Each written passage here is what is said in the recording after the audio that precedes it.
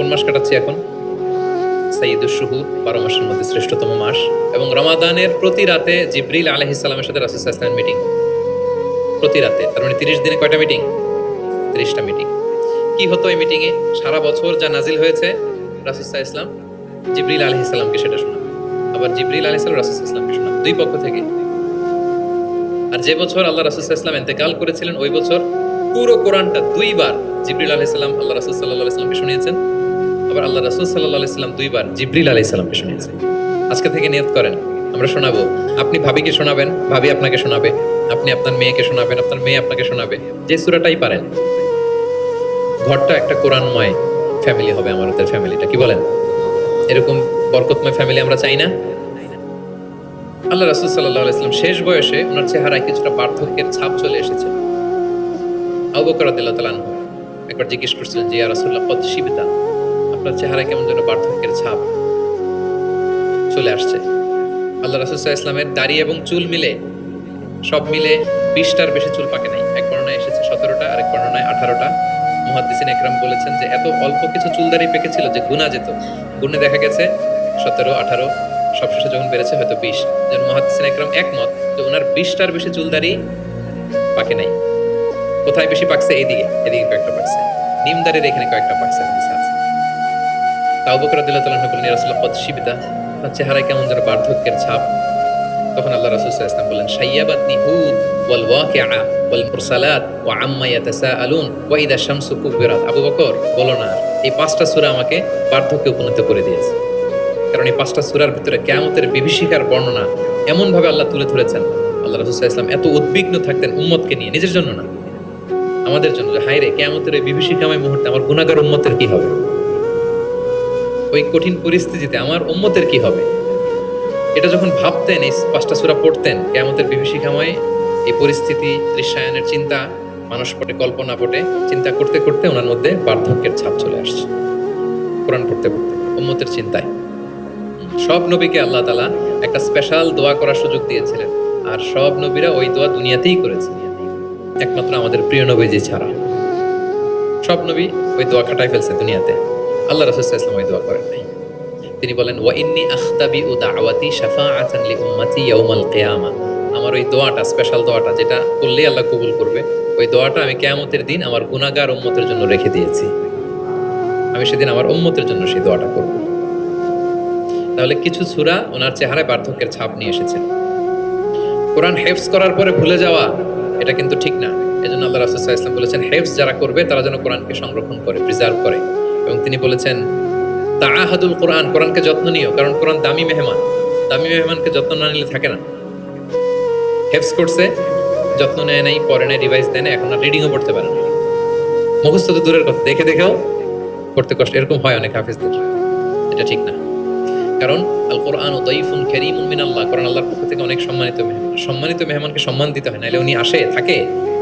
ধরেন যে একজন এমপি আসলো আপনার বাসায়, মালয়েশিয়ার একজন মন্ত্রী, আসার পরে নাই কোনো রিসেপশন, নাই কোনো ওয়েলকামিং স্টেটমেন্ট, রিসেপশন, কিছু নাই, আপনি কোনো গুরুত্বই দিচ্ছেন না, উনি এসে বসে থাকবে আপনার বাসায়। সম্মানিত মেহমানকে সম্মান করতে হবে। কোরআন অনেক বড় সম্মানিত মেহমান আল্লাহর পক্ষ থেকে, এটাকে সম্মান দিতে হবে, পড়তে হবে, রিভাইজ দিতে হবে, সময় দিতে হবে, তাহলে সে আপনার সিনায় থাকবে। তা না হলে এই কোরআনের নূর সিনাতে কখনো থাকে না। তিনি বলেছেন তাআহাদুল কোরআন, কোরআনকে রিভাইজ করো, ফা ইন্নাহু আশাদ্দু তাফাল্লুতান মিনাল ইবলি ফি উকুলিহা, ওটের রশি ছেড়ে দিলে ওট যেমনি পালায়, কোরআন মুখস্থ করার পর রিভাইজ না দিলে কোরআনও পালাবে, আর রিভিশন দিলে এটা হৃদয়ে থাকে।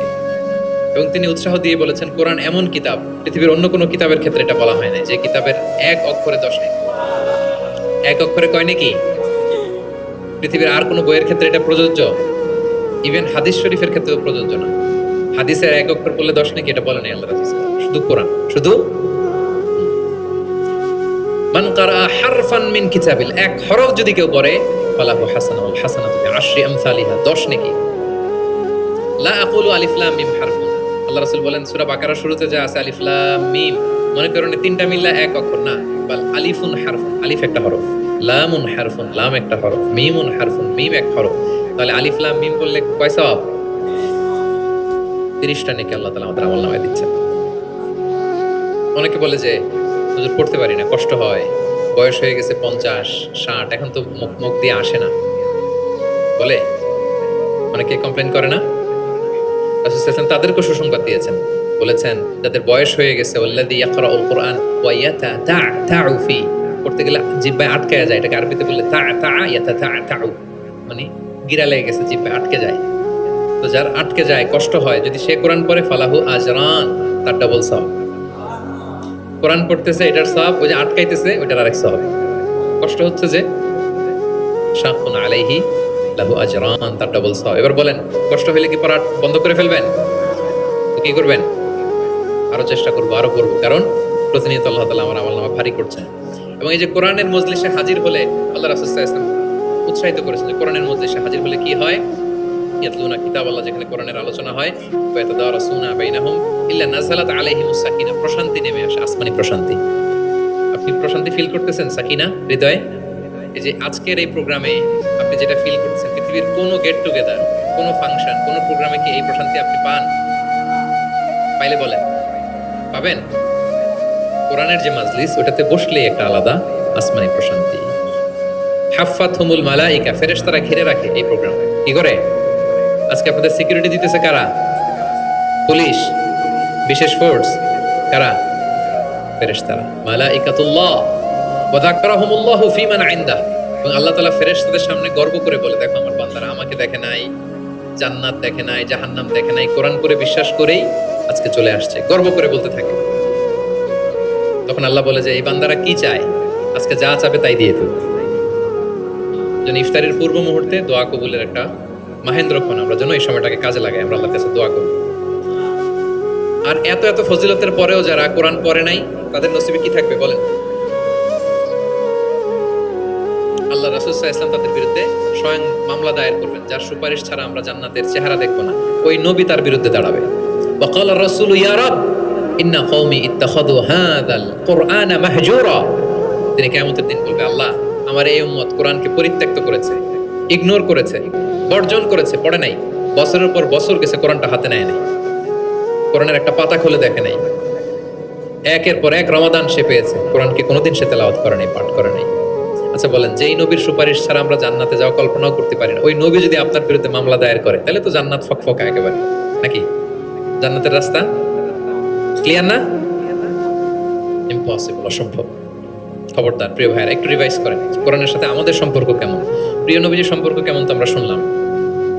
আমরা একটু দেখি যে আসলে আমাদের সম্পর্ক কেমন, আমরা নিজেরা শোনাই কিনা অন্যকে, অন্য থেকে শুনি কিনা, রাত্রিবেলা তেলাওয়াত করার সময় কান্না করি কিনা, চেষ্টা করি কিনা, অর্থ করি কিনা, তাফসির করি কিনা, কোরআন অনুযায়ী জীবনটা গড়ি কিনা, আমল করি কিনা, একটু নিজের সাথে নিজে বোঝাপড়া করেন। তাহলে আল্লাহ রাসূল সাল্লাল্লাহু আলাইহি ওয়া আলিহি ওয়াসাল্লাম যেভাবে কোরআনের সাথে নিজের সম্পর্ক করেছেন, আমরাও এভাবে নিজেদের সাথে কোরআনের সম্পর্ক করতে চাই। কি বলেন? চাই কি চাই না?